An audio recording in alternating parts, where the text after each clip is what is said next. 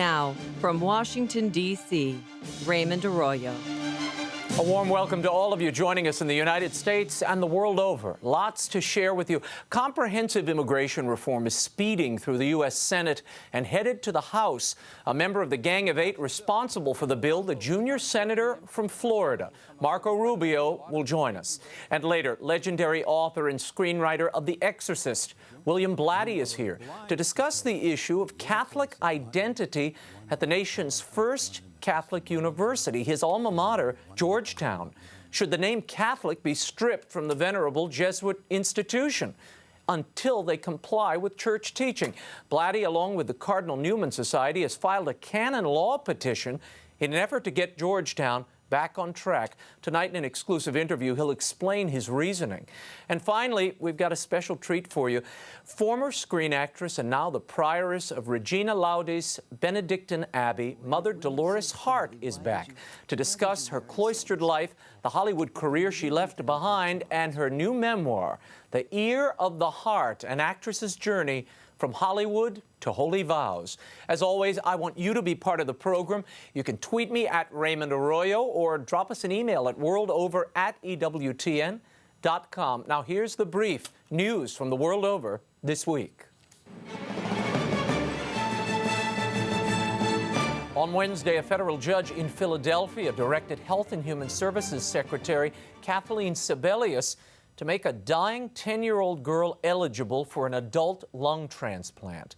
Sarah Murnahan has been hospitalized at Children's Hospital of Philadelphia for 3 months with end-stage cystic fibrosis. She's been given a little more than a month to live. On Capitol Hill on Tuesday, Sebelius, who can overrule federal regulations on organ transplant eligibility, refused to waive the rule that a child must be at least 12 years old in order to receive an adult lung transplant.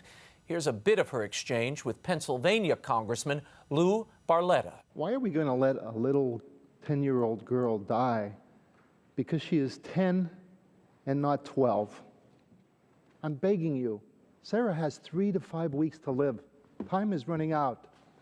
Please, suspend the rules until we look at this policy, which we all believe is flawed. Well, I would suggest, sir, that, again, this is a incredibly agonizing situation where someone lives and someone dies. Based on their age. Sarah's case is different. Doctors have said that she could survive with an adult lung. It can be modified to save her life. Why wouldn't we do it? Why we do so much bull crap around this place, and we have the chance to save someone's life, and because of some kind of, there's no logic to this. 40 people in your home state But she would be are first waiting on, but she would be sir, first. there are 40 people in the highest acuity list waiting for a lung Sarah in would be at Pennsylvania. the top of that list. In issuing the temporary restraining order, U.S. District Judge Michael Bailson said that by refusing to set aside the rule, Sebelius had failed to, quote, protect the very few children nationally who are subject to it, adding that the rule discriminates against children, serves no purpose, is arbitrary, capricious, and an abuse of discretion. A hearing is scheduled for June 14th, and our prayers are certainly with the Murnahan family. Cardinal Timothy Dolan and the bishops of New York State are denouncing Governor Andrew Cuomo's Women's Equality Act, part of which seeks to expand access to abortion. According to the bishops, the proposed legislation would ease restrictions on late-term abortions and could expand abortion to all stages of gestation in New York. Cardinal Dolan, in a statement, says the bishops fully oppose the measure and are urging the faithful to do the same. A bit of good news for a few Christian refugees in Syria. President Bashar Assad's troops regained control of the embattled strategic town of Qusair, home to about 10,000 Christians before rebel forces attacked early last year. Most of the town's Christians fled when the rebels gained control of the city and gave them a leave or else ultimatum. Syrian armed forces announced their victory on television Wednesday. The capture of the town near the Lebanese border solidifies some of the Syrian regime's recent gains that have shifted the balance of power in Assad's favor. And as the humanitarian and refugee crisis continues for Syrians. Pope Francis met with the church's charity organizations in Rome on Wednesday to discuss their efforts in the country. The Holy Father renewed his appeal for an end to the conflict. He recalled the words of his predecessor, Benedict XVI, who repeatedly called for the weapons to be silenced and for a resolution through dialogue and a profound reconciliation between the sides. Meanwhile, a top church official in the Holy Land reports that Hamas is pressing for the Islamization of Gaza. In an interview with the Italian daily La Stampa, Bishop William Shomali, the Vicar General of the Latin Rite Patriarchate of Jerusalem, said there are obvious signs of Islamization throughout the Gaza Strip, and Hamas, the ruling party which controls Gaza, is exerting steadily greater pressure to comply with Islamic teachings. That pressure, he said, has been taking its toll on the small Christian minority. Bishop Shomali warned that with the hardening of ideological lines, a peaceful solution to the Israeli-Palestinian conflict seems more remote than ever. After 2 days of intense debate this week, gay marriage passed a key parliamentary vote in the British House of Lords, signaling that same-sex weddings could be coming to England and Wales as soon as 2014. In an overwhelming 390 to 150 vote, a procedural amendment that would have stopped the government-backed legislation was rejected. The Archbishop of Canterbury, Justin Welby, made clear his opposition to the legislation during debate, calling traditional marriage a cornerstone of society. He warned his fellow peers that the law would undermine the family and marriage as the basis of rearing children. The concept of marriage as a normative place for procreation is lost. The idea of marriage as covenant is diminished. The family in its normal sense predating the state and as our base community of society, as we've already heard, is weakened. Dr. Welby also made clear during his address that he was not opposed to recognizing homosexual unions as an alternative to gay marriage. A side note, Archbishop Welby will be in Rome next week to meet with Pope Francis. In Venezuela, shortages of basic food and supplies could soon affect the church at the altar. Archbishop Roberto Lucert Leon of Coro said the church has just a 2-month supply of altar wine as the country's sole supplier is unable to maintain adequate production. The Archbishop said importing the wine is very expensive due to the country's weak currency, so the only alternative is rationing. A wheat flour shortage is also hampering the production of communion bread. Despite having the world's richest oil reserves, Venezuela's socialist government has created widespread shortages of food staples and other items, from milk to sugar to toilet paper. Pope Francis offered some blunt, tough talk about, well, tough, blunt talk. During a homily on Tuesday, the Pope rebuked those who distort language for their own self-interest. Reflecting on the Pharisees who sought to trap Jesus with questions, he asked rhetorically, do we speak in truth with love, or do we speak with that social language to be polite, even say nice things which we do not feel? The Pharisees, Pope Francis said, used flattery, adulation, soft words, beautiful words to deceive and to involve others in their deceit. Francis cautioned that hypocrisy is the very language of corruption and urged his listeners to let their yes be yes and their no be no, free of soft words. On Wednesday, the Pope decried a culture of waste where people are disposed of as if they were trash. He lamented a society where men and women are sacrificed to the idols of profit and consumption.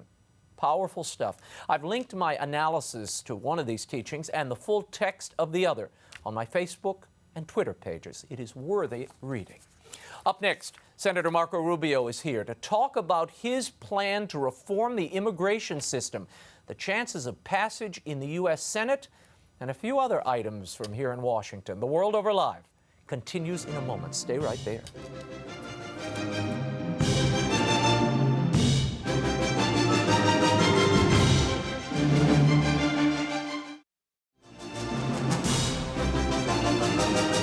Now, once again, Raymond Arroyo.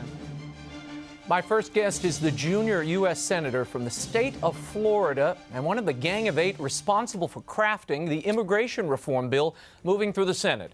Joining us from the Capitol for an exclusive interview is Senator Marco Rubio. Senator Rubio, thanks for joining us. Thank you, Raymond. Thank you for having me. Now, look, you have been immersed in the process of writing this comprehensive immigration reform bill for months. You've been selling it over the media, going to your colleagues.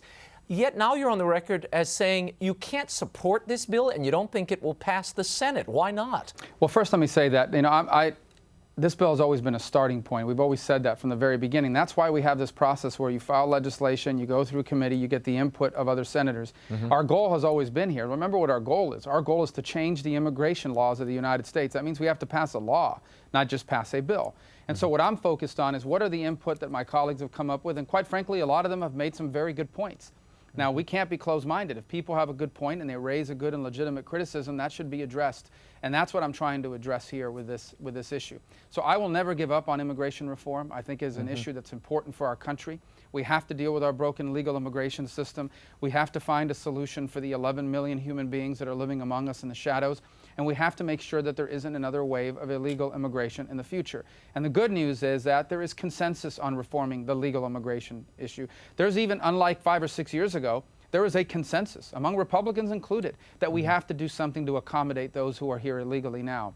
The only thing that's still in debate is how much do we need to do to ensure that we don't have another wave of illegal immigration in the future. And that's the one issue that I'm focused on now, because if we can get that part right, we are going to finally get to do something that has eluded policymakers for the better part of 3 decades. But in its present form, you cannot support this bill. Well, you know what I really want to not get to is these ultimatums. The bottom line is that what I have said to people is that in its current form, quite frankly, I don't know if anybody would support it, including many of the authors, because we all agree that there are some amendments that need to be made to the bill, including technical amendments. So I don't think that's just true for me, that's true for everybody. But here's the bottom line. This bill in its current form isn't going to be the bill. We all know that. We all know there's going to be changes made to it. And the only thing I'm arguing for is that those changes bring on the support of the people we need to make this a law. And by the way, what they're asking for in exchange for their support is very reasonable, very responsible, and it's something that's doable. I want to get into that in a moment. Let's talk about some of the specifics in the current legislation. 43 times this bill at various points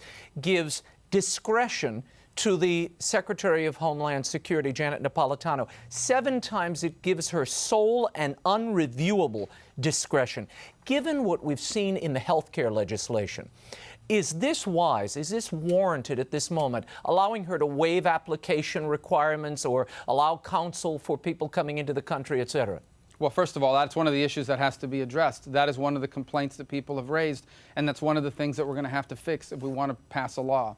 I would point out, however, that not all waivers are created equal. Some, quite frankly, don't make a lot of sense and they need to be addressed. But I'll give you a real-world example. One of the requirements we have at the 6-year mark for people to renew their temporary status is to prove that they've been gainfully employed and that they've been consistently gainfully employed since the time they applied.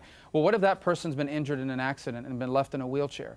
What if that person suffered a stroke and they have not been able to work? What do you do then? Well, you need a waiver in order to accommodate that humanitarian concern. So there are some waivers that are necessary because of situations like that, but they should be narrow and they should be specific. And that's one of the changes that we're going to have to accomplish. Senator, many of your critics are saying the problem is this grants status and legal status before there is border security. You have been shopping around a compromise that would allow the Congress to be in charge of border enforcement. Wasn't this tried in 2006 with the Secure Fence Act? That didn't go much of anywhere. How will this be different, the proposal you're talking about? That's one of the things that haunts us, is past efforts that haven't worked out. So I'm not saying that Congress needs to sit and supervise the border. What I'm saying is that Congress, rather than leave it to the Department of Homeland Security to draw up the security plan, that we should draw it up ourselves and put it in the bill so we know what it is. One of the doubts that people have is they say, well, if you leave it to the Department of Homeland Security to draw up the border plan, it won't be a very good plan. So I say, well, let's just not leave it to mystery. We know what needs to be done. We've consulted with the border agents. Let's specify what that plan should be. Your second question is, how are we going to do that? How are we going to legalize people before we do the border? Well, initially I felt the same way, and then I looked at the issue more carefully. And here's the problem. What do we do in the meantime? So let's say it takes 4 years to secure the border. Right. What do we do for the next 4 years? Do we ignore the people that are here illegally? Do we create a scenario where if you get caught, you have to leave, but if you don't get caught, you get to stay? So now we've got this weird cat and mouse game going on. And what if that number grows from 11 million to 15 million? I think we want to identify the people that are here now. We want to get them assimilated into America's economy and into America's society. We should remember that the vast majority of these 11 million people are not here to take. They are here to work. They are here to provide for their families. They may have broken the laws, and there's consequences for that, but they have come for the same reasons that our parents and our grandparents came, and we should welcome that so long as they have to meet certain conditions, like a background check, start paying taxes, pay a fine, etc. Senator Rubio, there is Senator John Cornyn's amendment that, if you believe the reports, you have been working with Senator Cornyn on this amendment. It would be presented to the full Senate, and under this idea, 100% control of the U.S.-Mexican border would be established and have to be established before any legal status could be extended to these immigrants seeking citizenship here eventually. Do you support that plan? Well, let me clarify a few things. This is the Cornyn amendment. I've worked with him on border security, but this amendment is his product.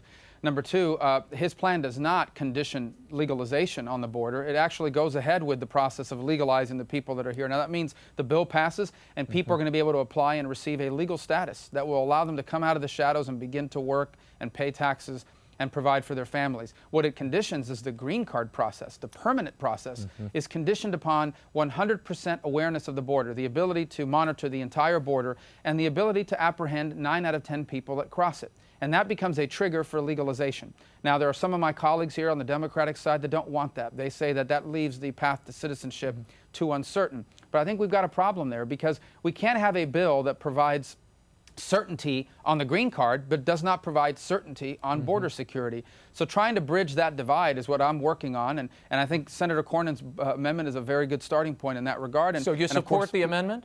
Well, I think the amendment needs some additions to it that I've suggested to them. Again, we haven't seen the full text of the amendment. All we have seen is a memo that he puts out. I'd like to see some things added to it, but I think that it is a very strong work product, and I think 99% of what he has in his amendment are things that could gain broad bipartisan support. Now, Senator Rubio, the bishops of the U.S. oppose any enforcement triggers, any border security enforcement triggers before extending legal status. How do you reconcile your position and the position, frankly, of many Catholics on the Hill with the Catholic position and where the bishops are on this? Well, at the end of the day, I think the bishop's responsibility is to the spiritual and moral and physical welfare of the flock, and I think that that's what they're exercising in saying this, and I understand that, I do. As a policymaker, I have an obligation to the United States of America as well to ensure that it's safe and secure. And so what I'm saying is, let's do both. Let's provide certainty for these folks so they can get legalized and begin to work. And let's not condition that on anything but them having to pass a background check. We all agree we don't want dangerous criminals here.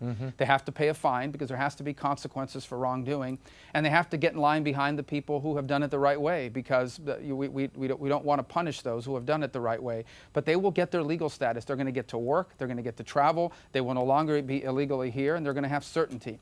On the border side, however, we have a national security obligation to this country to ensure that we secure our borders for our own sovereignty and for our own security, and to ensure that there isn't another wave of illegal immigration in the future. And I think we can balance and achieve both of these things, and I think that the final product is something that the bishops will be able to support. I want to delve into the personal side of this for you. This is no doubt, and looking at how this is playing out, it has risky consequences for you politically. Many of your Tea Party supporters who swept you into office are upset that you're even involved in any way with this effort. How much of this is rooted, Marco, in conviction and in your faith, your advocacy on this immigration reform? Let me tell you, it's all rooted to some respect in my faith and also in my personal knowledge of this issue.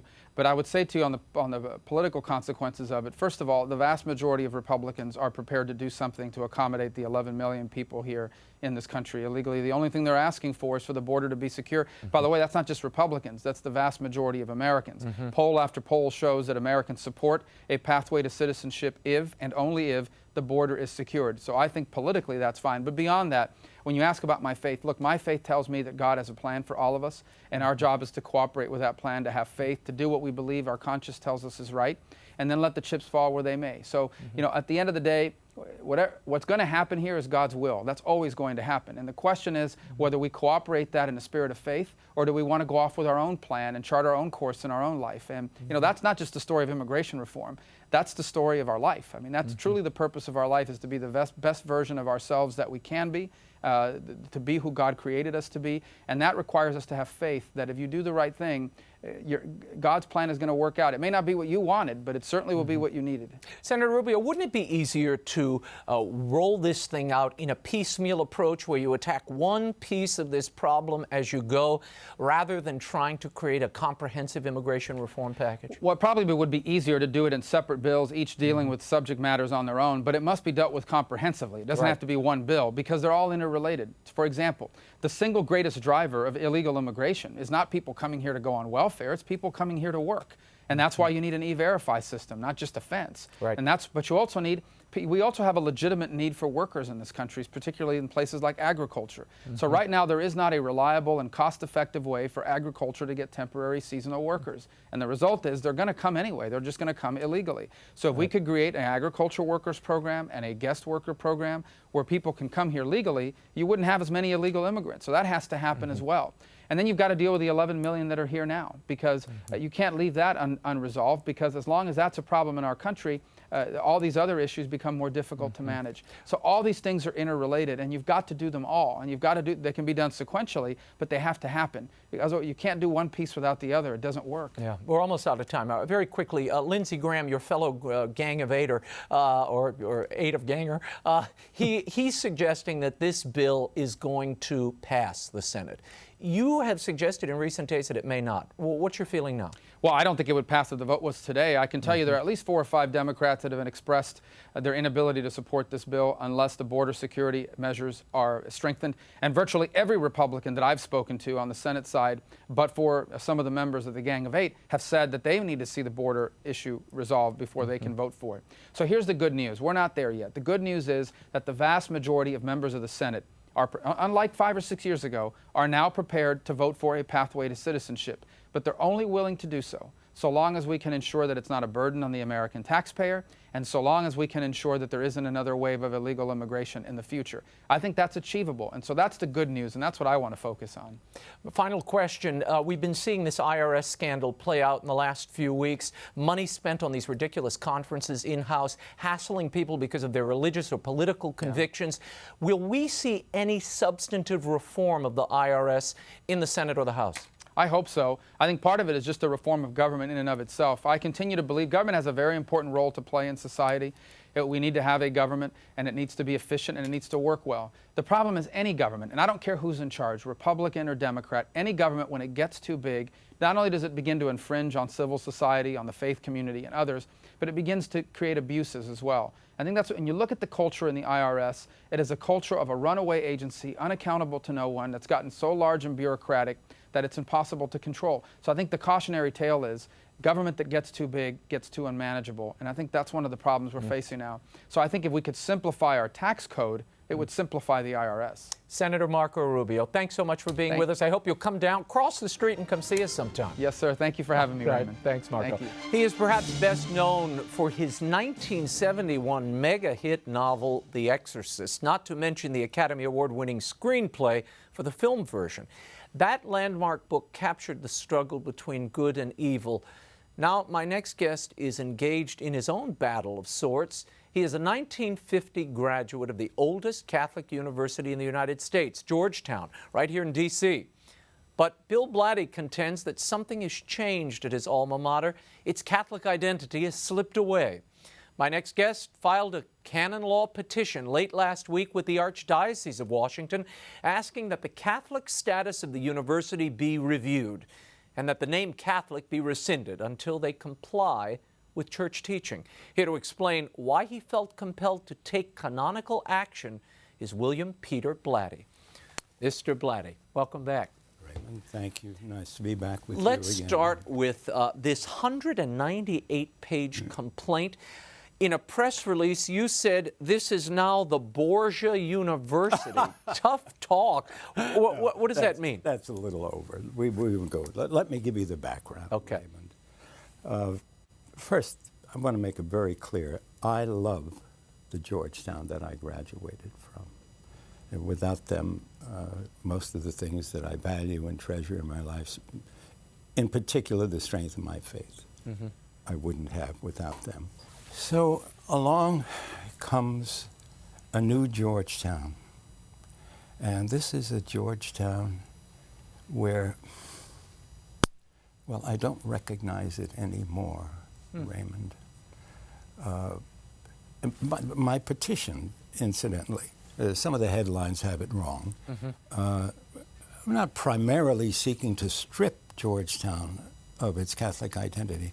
We're trying to help them retain it, recapture it, by going back to doing what they used to do, what they were intended to do from their origination, which is, to nourish and strengthen the Catholic students' faith, their formation, and provide them along the way with the tools to defend it intellectually and through reason. We're hoping they comply with that. I would never do anything deliberately to hurt Georgetown.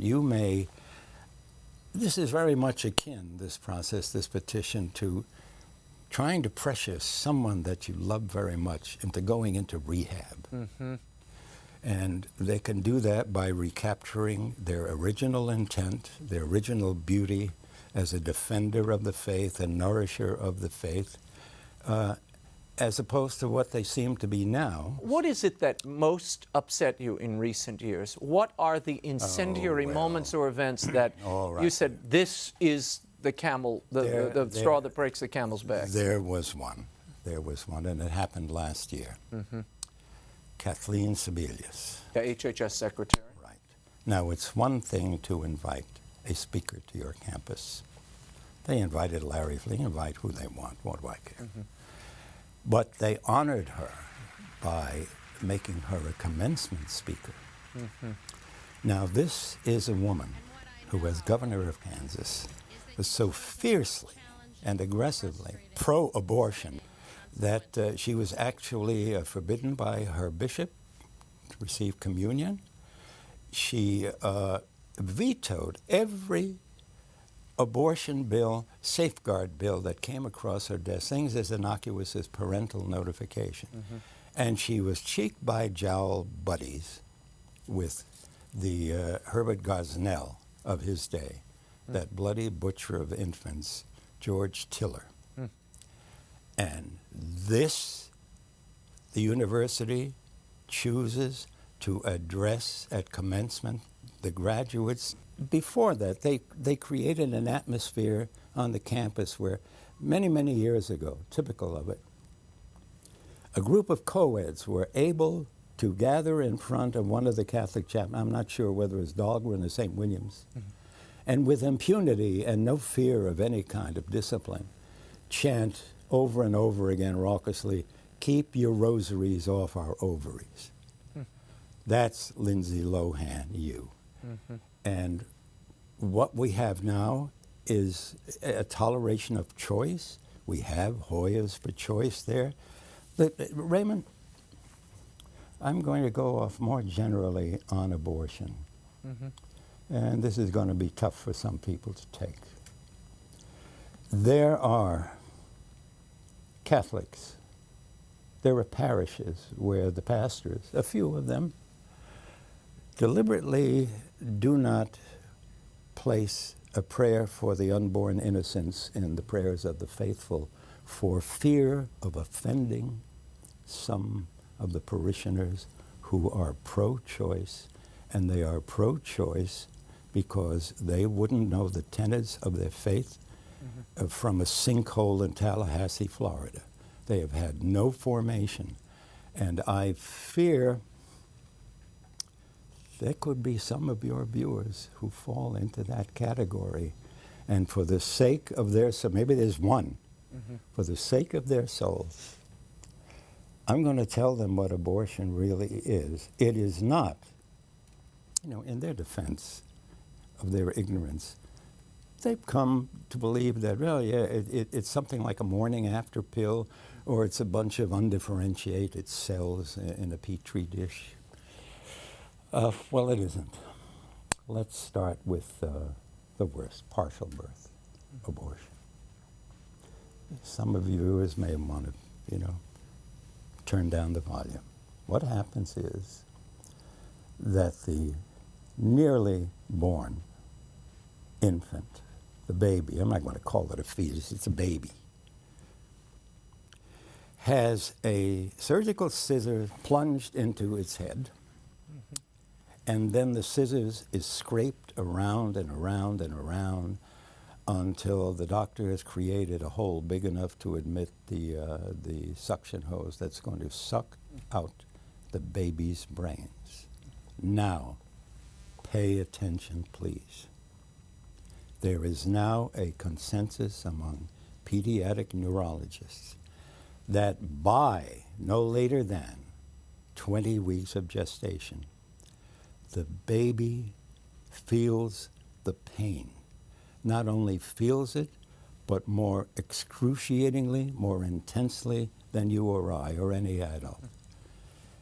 And in almost all the other earlier forms of abortion, I mean, they all involve chopping up the baby as if you would put it into a cuisine art. And Mark, did I mention that some pediatric surgeons think that they feel the pain as early as 6 to 8 weeks? Yeah.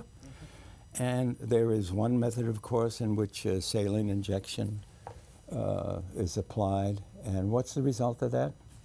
Oh, not so bad. It burns the baby alive slowly over the course of 1 hour. Where's your camera? Hoyas for choice, choose this, would you please? It seems what you're asking Georgetown to do is comply with Ex Cordia Ecclesia, which was a 1990 apostolic constitution. Yes. John Paul II approved it, and it laid out the distinguishing characteristics of a Catholic university or any Catholic institution, but particularly Catholic higher education. Yeah. You are asking for the Archbishop of Washington Cardinal Wuerl to set a timetable, conditions to apply, to appoint a board of visitors, to request a formal Vatican visitation, and to strip the university in the meantime of its Catholic credentials and the ability to advertise itself as a Catholic institution, yes? No, not in the meantime. Not until a judgment has been made. Not until either the Cardinal or, if necessary, the Vatican, if he does not act, makes a decision on what they want them to do. And if Georgetown rejects that, and they may want to, then they will be stripped of their Catholic identity. I mean, please, parent, once kids get there and there's all this freedom, wow, they have no complaint, do they? Except for the ones who've written to us and signed petitions saying, I can't talk about my Catholic faith on campus. I get hooted at and ridiculed and called an idiot and so on. This is the oldest Catholic university in America. And it is because of the Hoyas for choice, Kathleen Sebelius being invited, the Sandra Fluck embrace, those things, were each of those Raymond, it's part of this? We have 120 pages documenting what we call scandals at the university, which cover any number of topics. No one can be privy to that but the Cardinal and the Vatican. Not even Georgetown is. But I can tell you, oh, Karl, you're here. Georgetown University, their Director of Communications, Rachel Pugh, has said, she cited the undergraduates' 2 semesters of theology that are required at Georgetown and philosophy requirement, masses offered on campus, campus ministry programs, and she said, quote, our Catholic and Jesuit identity on campus has never been stronger, Bill Blatty. Academically, we remain committed to the Catholic intellectual tradition. We're proud of the countless ways our students put their faith into action through service and justice programs. You would say what? This is totally delusional, if not hallucinatory. The kind of Catholicism she is talking about is among the things he mentioned there, the practice of making sure there's one Jesuit at every table when they have these big dinners and homecoming or fundraising thing, you know, as if there were, you know, the flower decoration on the table. It's a Potemkin village. Say, philosophy courses are a what? Name them. Name them. We had to take, in addition to, you know, New Testament and theology and ethics and all of that, and your English major, you are obliged to take a year course in logic, one in ontology, one in epistemology, and one in cosmology. Did I mention cosmology and ontology? I mean, those are philosophy courses. What are they talking about? The philosophy of Immanuel Kant? Probably.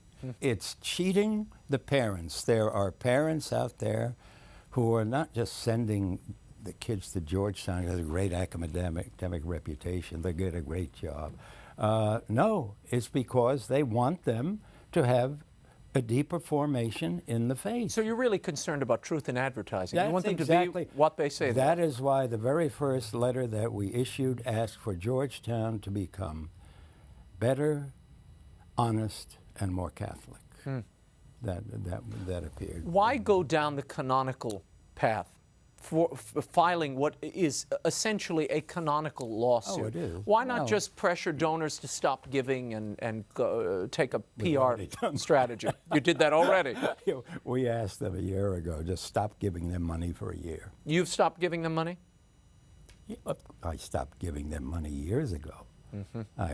My mother's scholarship fund is set up there. Naturally, it's fairly bounteous. After all, they gave me a full scholarship. But no, that's enough. You know, once I moved here and saw what was going on. What does Georgetown mean to you today? Georgetown to me still, perhaps because of the constant evictions we were subject to, my mother and I being thrown out of one apartment after another for non-payment of rent. For years afterwards, after graduation, I always thought of Georgetown as my home. And even though it's a little more distantly now, it's still warmly and fun. I still do. I do. It is also, incidentally, the place where you were inspired to write The Exorcist. I mean, the kernels of it really fell out there, yes? That's one of the great things that they gave me. I mean, had I not received that scholarship, of course, I'd never gone to any college, but I would certainly not have been sitting in a New Testament class in 1949 listening to Father Gallagher talking about a case of possession and exorcism going on somewhere in the greater neighborhood there, which, you know, eventually inspired me to write You Know What. Amazing. How far will you go with this canonical complaint? This is it. There isn't anything more that I can do. It's pointless to make public appeals. This is strictly a matter for the cardinal, and if he feels that he doesn't want to or is not entitled to act, it'll go to the Vatican, or we'll take it to the Vatican, certainly. And there is some precedent. In 2012, the Pontifical Catholic University in Peru was stripped of its pontifical and Catholic credentials. That is right. And may I say, I mean, the Holy Spirit has looked after this canon petition. He gave us Kathleen Sebelius and Peru in almost the same time period, and he gave us Pope Francis. I love this man, but he is an iron fist and a velvet glove, and he's not going to flinch, and he's not going to take any guff, and he will not be at all timid. You know, I see him embracing this and saying, "Hey, come on, about time, please." It may be the same. I have no idea. I've never met Cardinal Wuerl. It may be the case with him. You know, the Cardinal did, through his official publication, The Archdiocesan newspaper. when Kathleen Sebelius was chosen Speaker at commencement, he let out a blast at Georgetown, which was most unusual in that he publicly named the president of Georgetown for excoriation. I'm hoping, what do I know? I'm hoping he is thinking, Blatty, what took you so long? Thanks, you gave me now a reason to do this. Bill Blatty, thank you for being here. My we'll great see you pleasure, again soon. Raymond. Thank you. You can find out more about the petition that Bill and the Cardinal Newman Society filed with the Archdiocese of Washington against Georgetown University by visiting the website gupetition.org. When we return, she was an actress just reaching the peak of her career when she received and accepted a very different casting call. Mother Dolores Hart is here to talk about her journey from Hollywood to the convent when The World of Her Life continues. Stay right there.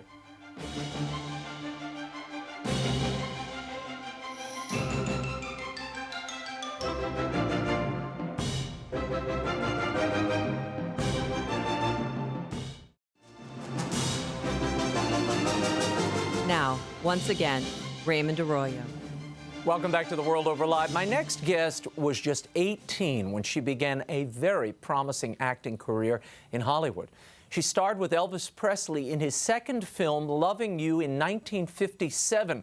She went on to work with Anthony Quinn, Montgomery Clift, Robert Wagner, just to name a few. Her life took a very different turn when she left Tinseltown behind to join a small, rural Connecticut convent in 1963, at the height of her acting career.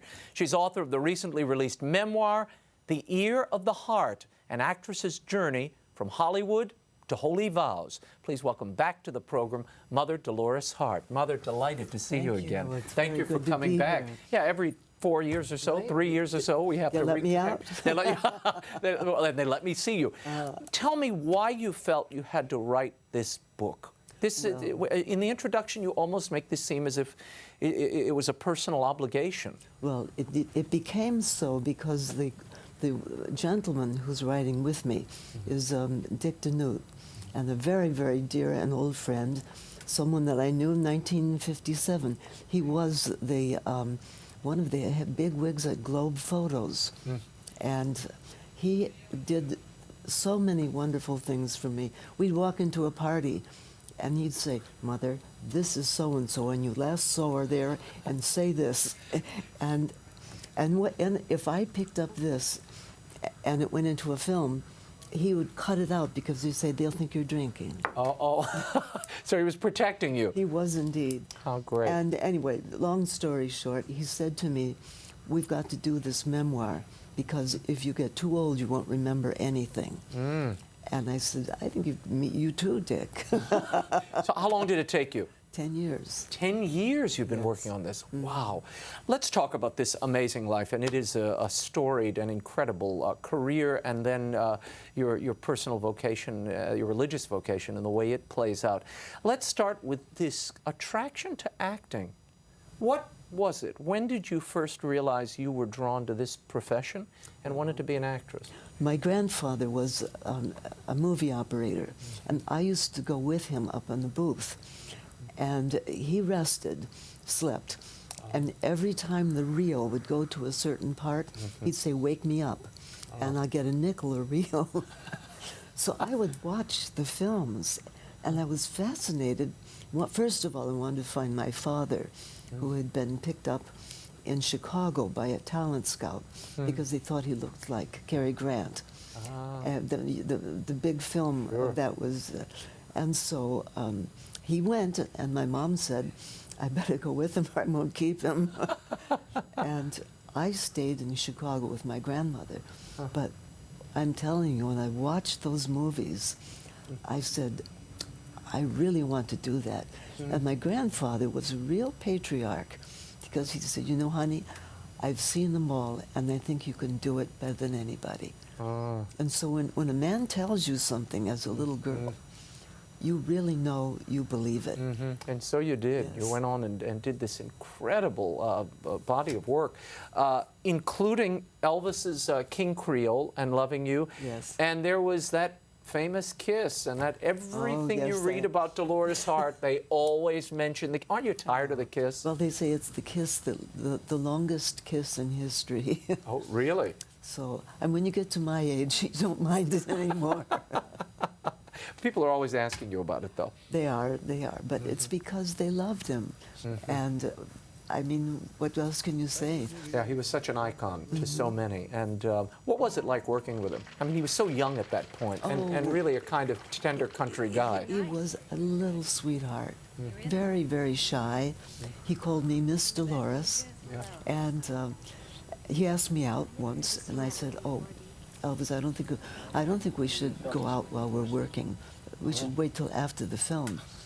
After the film, he didn't ask me. You were finished. He was on to somebody else. Right. Well, you go on to play Broadway, and while on Broadway, a fellow cast member suggests that you go to the Abbey where you have made the rest of your life. What made you go to that Abbey? What were you looking for when you went? I was looking for a time to rest. I really was. But when I got there, I had this sense of inner stability, peace. And I don't know, when you say to somebody, why did you marry so and so? If they really did a good job, it's because they fell in love. And all I can say, I loved it. I loved being there. I loved the people. And I didn't go immediately. It was 5 years before I actually entered. Yeah, you were engaged. I mean, you were engaged to a man at this point. Yes. Tell us about that relationship, because this relationship with Don would go on from the time you were a young woman, really, to very recently when he passed away. That's right. Don said to me one night at a party, "I don't think you are having any fun. You're not with it. What is wrong with you?" And I said, "Nothing." And he said, "You tell me that you love me." And we were in the middle of the road. He was driving. I said, "Don, that's a heck of a thing to say to me right here. We're going to get killed." And he said, and he stopped the car. And he said, "Please, will you find out what is wrong?" Well, I went back to my apartment, and I thought, I better go to the Abbey. It wasn't an Abbey yet. It was just a monastery.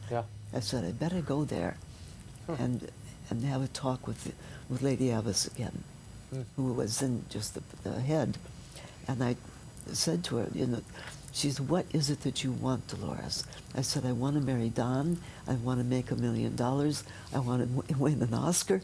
And she said, "Well, why are you here?"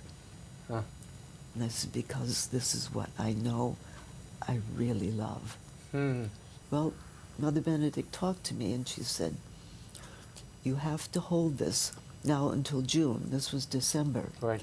"Don't tell anybody, and I don't want to be another June Haver where you go in and come out." And anyway, June Haver was a friend of mine, so You didn't want that fate to happen. No. So anyway, I said, "But I've got to tell Don, because I'm engaged to him." And she said, "Of course." So I met Don at the airport, and we sat down for supper, and he said, "Okay." I said, "Don, I'm going to enter there." Well, you have never seen a man swear so much and say was so mad. Really? Oh, he was. And then finally he stopped and he said, "Dolores, I'm going to tell you something, that all love relationships don't end at the altar. I'm going to stay with you in this." And I thought, oh, first girl that comes along. Well, Don came twice a year to visit us. He was one of our best friends. Don never married. Wow. And he lived nearby. And he lived nearby. And he died just 6 months ago. So I saw that. So it was amazing. It was amazing. Yeah, what an amazing story it is. Your last film was Come Fly With Me with Karl Malden, who is one of my favorite actors, probably, in my opinion, one of the most underrated actors ever in Hollywood. One of the best. Fantastic, on the waterfront. And I mean, we could be here all night talking about his career. Could. But tell me what he meant to you, because you all remained lifelong friends, and he was responsible for re-inducting you into the Academy. That's right. Tell me about that. Well, Karl introduced me to his family, to Mona, to his children, and I just loved him for his faithfulness to his family, and an honesty in the man that was unbelievable. You knew why he was that priest and on the waterfront, and everybody did what he said. He was Greek Orthodox, wasn't he? Greek Orthodox, yeah.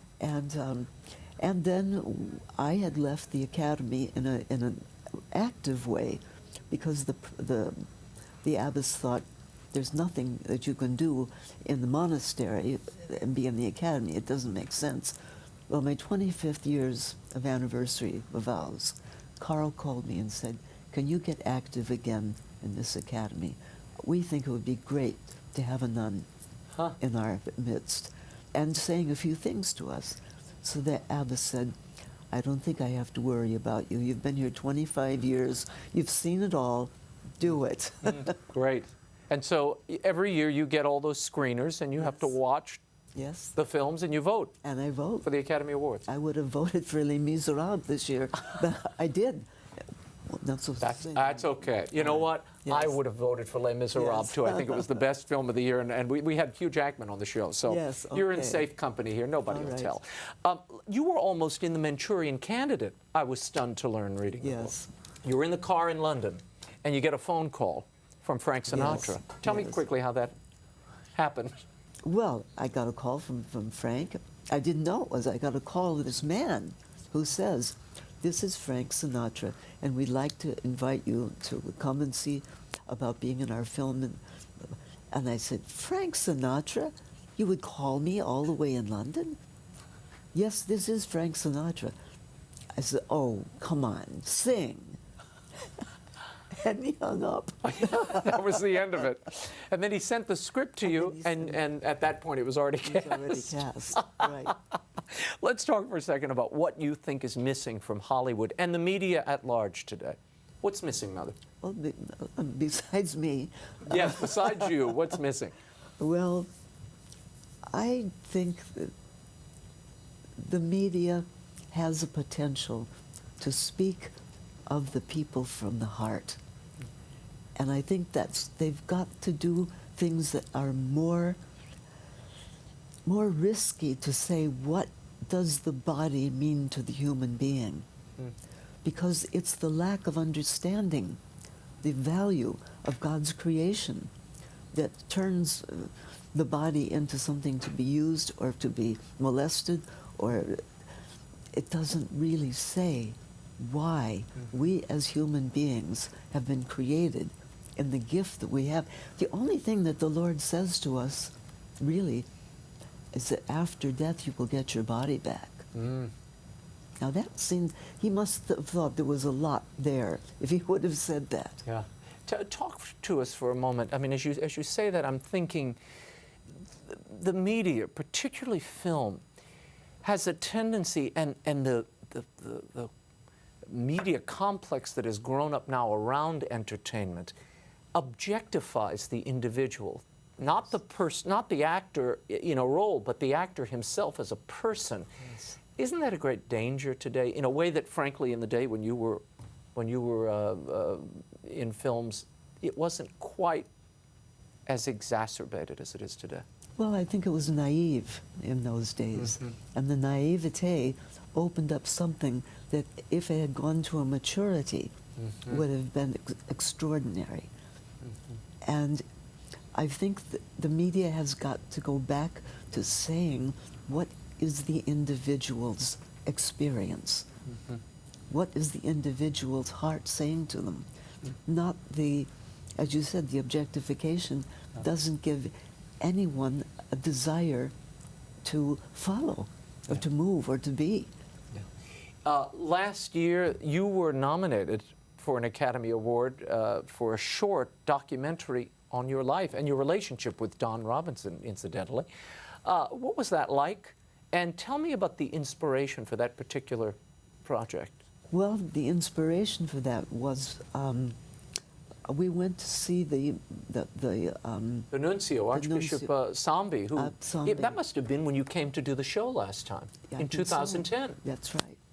And we walked into his, and he said, "Mother, I want to ask you to do a film about consecrated life. You must tell the people what it means to be a consecrated woman." And I said, I can't. I don't have any connections anymore in Hollywood. Yeah. I said, I don't know anybody. They've all died. I was 18 and they were 50. You know. And he said, no, don't give me that. Oh. He said, God will help you. And I said, he'll have to. Because when I go home and tell the abbess, he said, no, Mother, do this.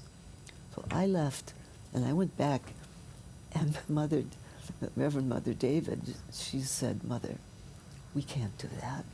You know we can't do that. Just tell the Archbishop we're going to make a movie. I mean, it's not. It's first of all, it's not what a contemplative monastery is for. Right.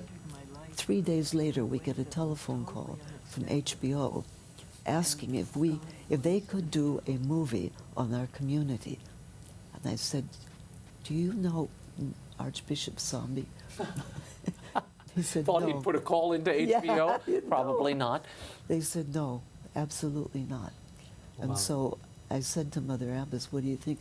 She said, I don't argue with him. This is coming from a higher authority than I can say no to. So you went ahead and did it? They did it. Pretty good story, along with so many others. The Ear of the Heart. Explain the title before we go. When I first read that title, they sent me a galley of this, and I blurbed it. And when I read that title, I said, The Ear of the Heart. Explain. I did too. Dick was the one who said that. And they said, they'll think this is a medical journal. But he said, no, Mother, it's the first line in your holy rule of St. Benedict. Ascolta, o file, listen, my son, with the ear of your heart to the voice of the Master. Well, many ears will be pricked after reading this book. Mother Dolores Hart, thank you so much for being here. The book, The Ear of the Heart, An Actress's Journey from Hollywood to Holy Vows by Mother Dolores and Richard Denute, is available now at bookstores everywhere, online, and of course through the EWTN Religious Catalog. It's published by Ignatius Press. Before we go, a special message to our viewers in the UK. I'll be visiting London in 2 weeks, and on June 20th, I have a very special engagement. I'll be speaking at the Most Precious Blood Catholic Church near London Bridge at 6:30 p.m. The event is open to the public, and I promise we'll have a good time. So I want you all our UK viewers, on June 20th at 6:30 p.m., come join me at the Most Precious Blood Church, which is located on O'Meara Street between Southwark and Union Streets. All the details are posted on RaymondArroyo.com. Well, that's all the time we have. The show continues on Facebook and Twitter. As always, the Twitter and Facebook pages are linked on the left-hand side of the site. And be sure to sign up for my weekly e-blasts at RaymondArroyo.com. Be sure to join us next week. We'll talk about the growth of online dating, Catholic online dating, no less. In the meantime, we'll be scouting the world over for all that is seen and unseen. On behalf of the staff and crew of EWTN News, I'm Raymond Arroyo. Bye now.